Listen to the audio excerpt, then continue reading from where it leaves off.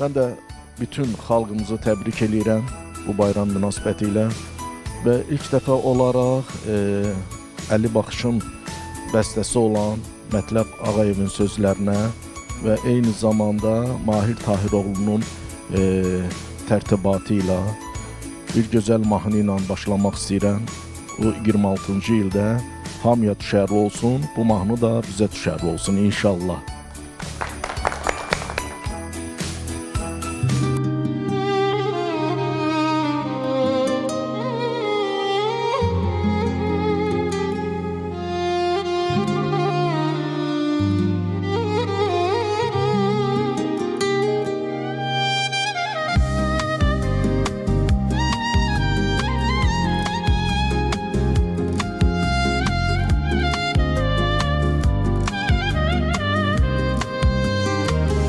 Yanıp küle dönsem üfür külümü,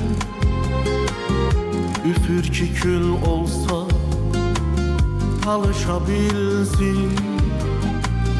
Yanıp küle dönsem üfür külümü, üfür ki kül olsa alışabilsin. Alıp göğsüne savur külümü,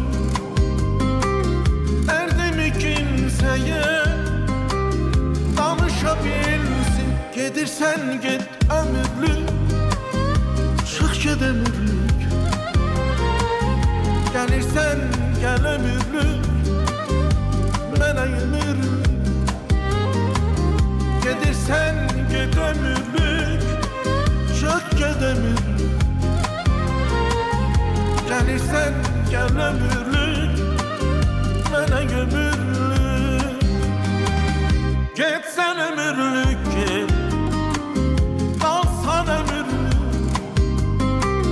Getsən ömürlük git, kalsan ömürlük.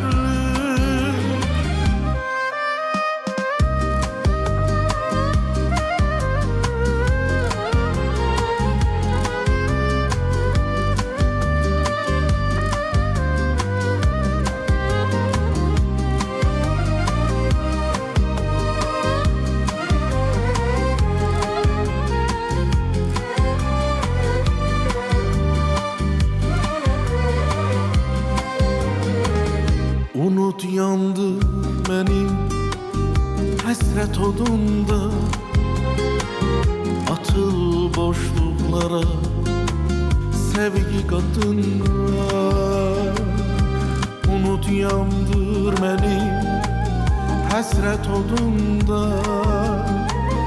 atıl boşluklara sevgi katında. Varı bir adımı sakla yadında, kimse beni senden soruşabilsin. Gedirsen git ömürlük, çık ged ömürlük. Gelirsen gel ömürlük, mənə ömürlük. Gedirsen git ömürlük,